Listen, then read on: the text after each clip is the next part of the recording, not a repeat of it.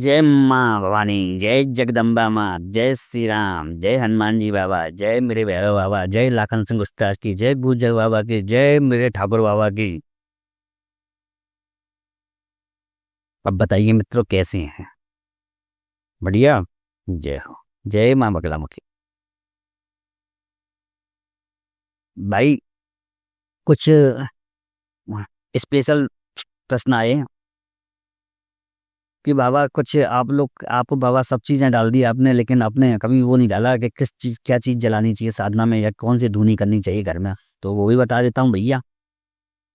ये चीज मुझके बस के कहाँ जाएगी, ये चीज जो आपकी मांग होगी वो उसके हिसाब से मिलता जाएगा, ठीक है। तो इसका एक विधान है मित्रों। विधान क्या है? विधान ये है कि हर चीज के लिए थोड़ा सा उसमें भेद होता है धुनी में, ठीक है। धुनी ज्यादातर कंधे पे दी जाती है, कपूर पे भी दे सकते हैं और धूप पर भी दे सकते हैं। पहले धूप जलाइए नीचे, कपूर डाल करके धूप जलाइए, धूप के ऊपर और दूसरी वस्तुओं की भी धुनी दे सकते हैं, ठीक है। जैसे गाय के कंडे की धुनी अति उत्तम, उसके ऊपर कोई भी सामग्री डाल के अति उत्तम। तो मतलब धुनी का कई प्रकार है। अब मैं हर बार आपको बताता हूँ। हर बार आपको क्या बताता हूँ मैं?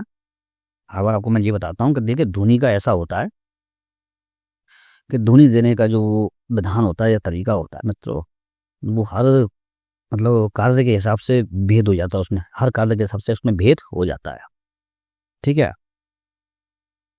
अच्छा, एक बात और बता दूं मित्रों, कल एक बेचारे हमारे दो तीन मित्रों ने हमारे ने ये कहा कि आपने एक वीडियो में वो दतिया वाले महाराज जी के विषय में, वो मैं उनके विषय में मैंने वो आप लोगों को जो लगाया होगा, किसी को वो गलत लगा होगा। बाकी वो तो बहुत बहुत महान आत्मा है, उनके पैर के बराबर भी नहीं हूँ मैं, धूल के बराबर भी नहीं हूँ।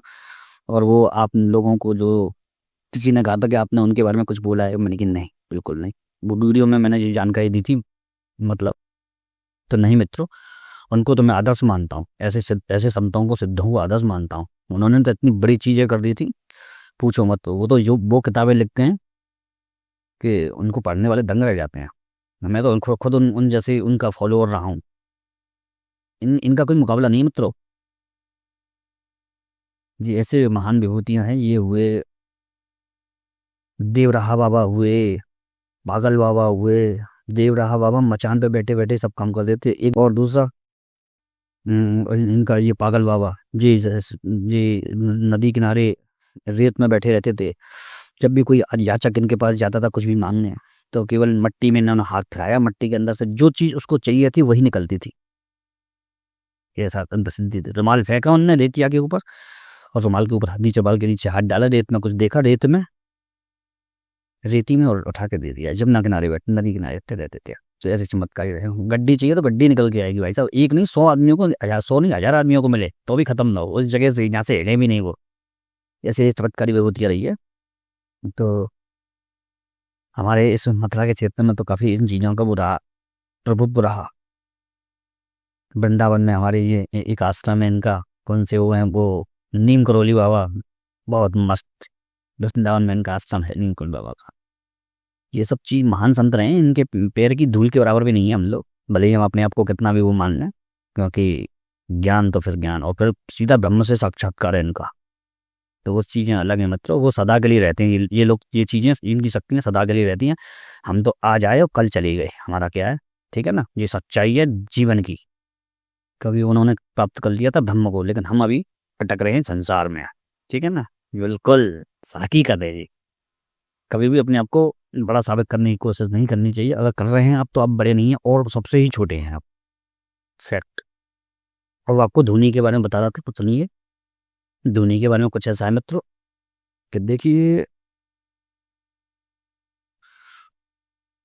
धोनी के बारे में पहले तो जो मैं सबसे खास धोनी लोगों को बताता हूँ वो बता नहीं जा।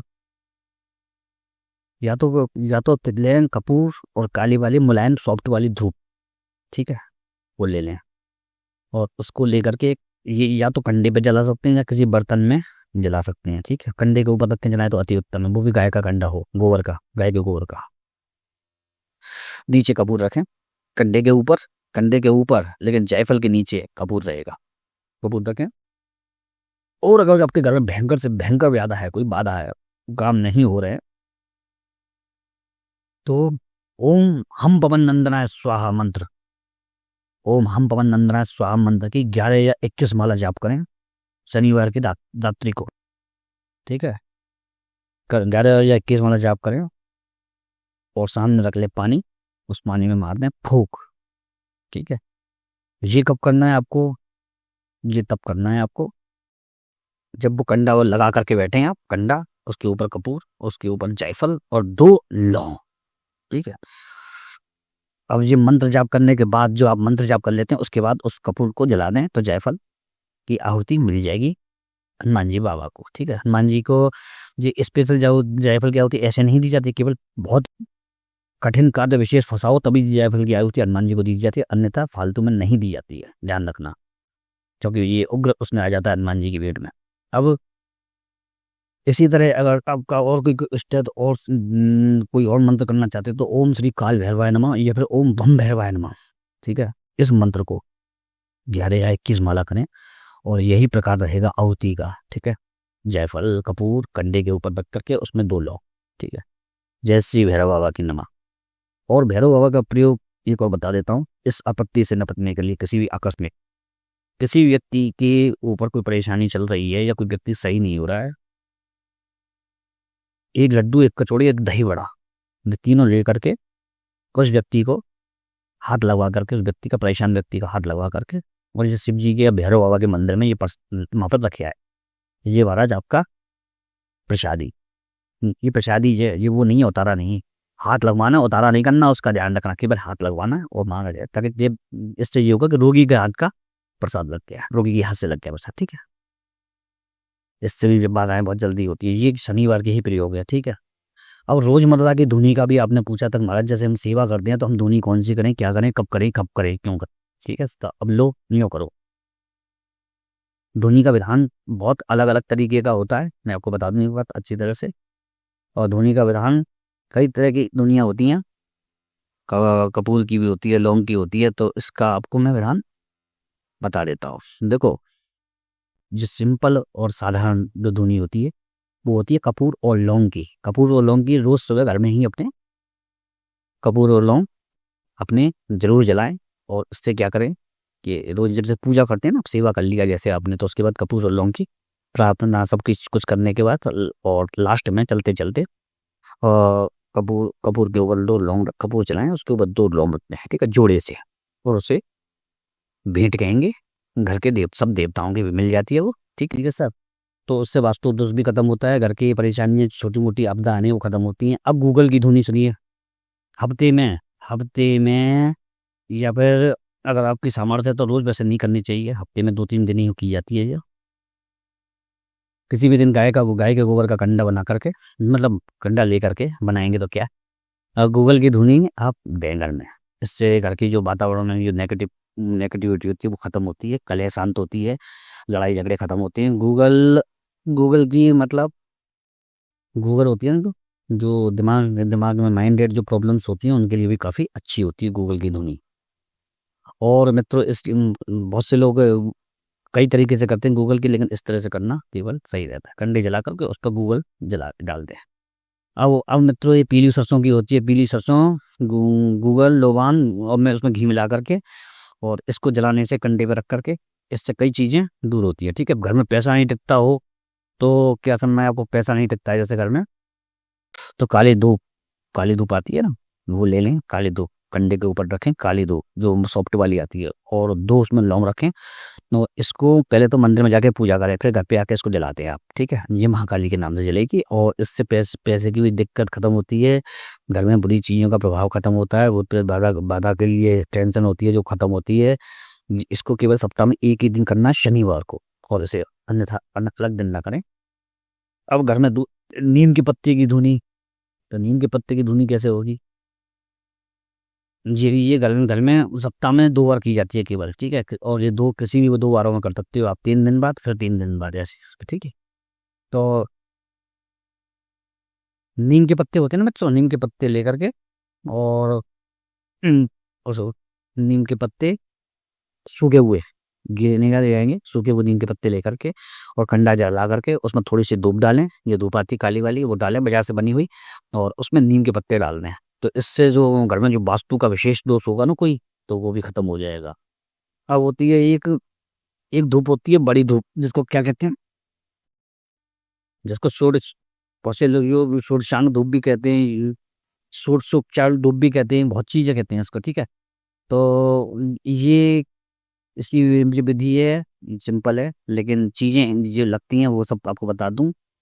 इसमें जो चीजें लगती हैं, अगर तगर कुष्ठ शैलज शर्करा नागर नागर बहुत नागर जड़ी होती है, नागर चंदन इलायची तज नख नक नख नकवी और मुशीर जटामाशी और कपूर ताली सदलन और गुग्गल, ये इस तरह से ये 16 चीजें होती हैं, ठीक है। तो इन सबको मिला करके इनकी धुनी बनाने से घर में कोई अचानक खतरनाक चीज नहीं होती, कोई बाधा नहीं छोड़ सकता आपके घर में, क्योंकि ये इसमें इतनी चीजें डली हुई हैं। तो जो धूप वैसे बाजार में मिल भी जाती है, जो वैद्य वगैरह होते हैं वो बता भी देते हैं इसको, हाँ उनके यहाँ भी होती है, और बड़ी जो वैसी दुकान होती है पसारी की, वहाँ पे भी ये मिल जाती है। और इसको तो चाहे कोई भी कर भी सकते हैं लोग, वक्त ऐसी बात नहीं है, ये आसान भी है, बस वो करना भी चाहिए ऐसी चीज़ों को मित्रों, ताकि आपको आपके घर में जो जो फालतू की टेंशन है वो आप उस टेंशन से बच सकें, ठीक है।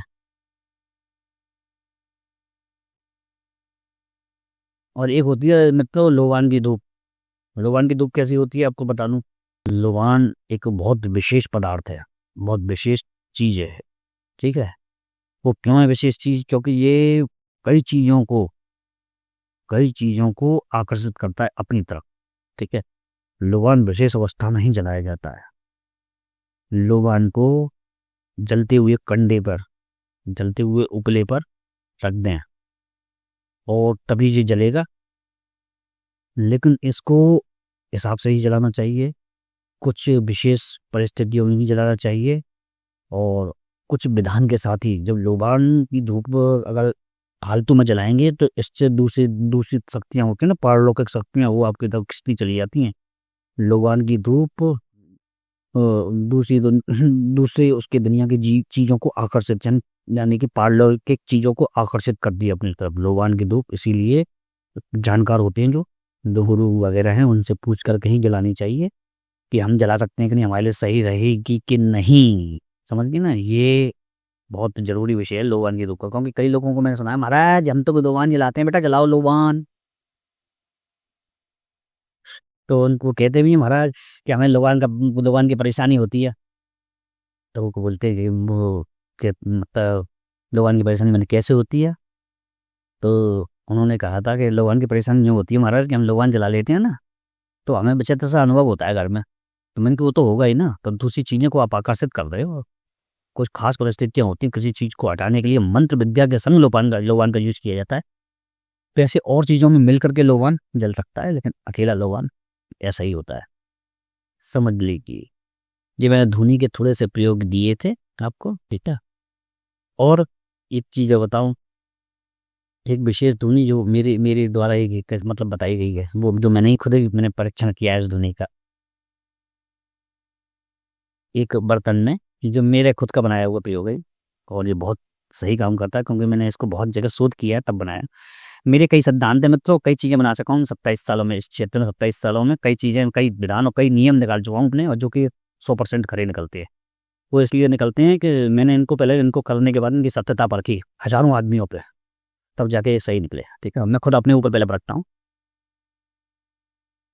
2 लौंग, ठीक है, 2 लौंग, एक बताशा, इलायची होती है ना, इलायची, इलायची के 4 दाने, अंदर से इलायची खोल के, छोटी इलायची उसमें 4 दाने, एक कपूर और एक जायफल पूजा वाला, ठीक है। और थोड़ा सा गौमूत्र ले लें, ठीक है।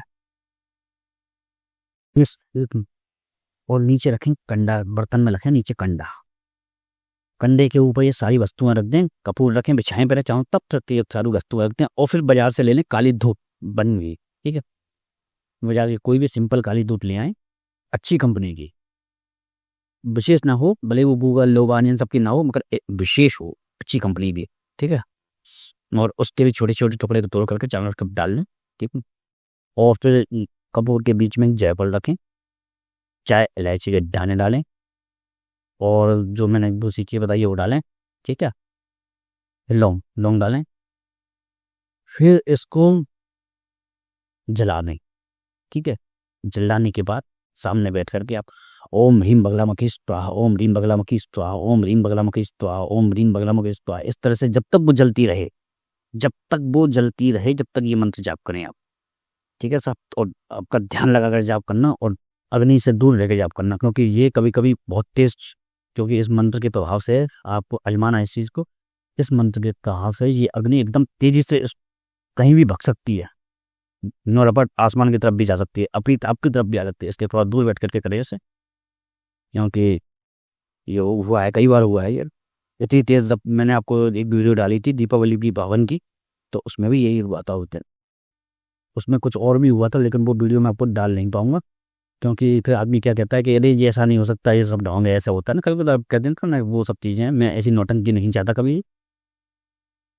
इसको इसको करने के इसको जब जब तक वो जल जाए, जब लास्ट बिल्कुल जलने का लास्ट बुझने को आ जाए वो, तो जब हो जाए वो खत्म, तो एक पानी रखा रहेगा आपके पास थोड़ा सा, और उसका खुद से फूंक मार के पानी में जय बगलामुखी, और जो वो जो गाय गौमूत्र है, गौमूत्र उसने 2 छींटे मार रहे हैं, इस जल को अपने पूरे घर में छिड़कें और इसका चमत्कार देंगे सुख समृद्धि शांति के लिए।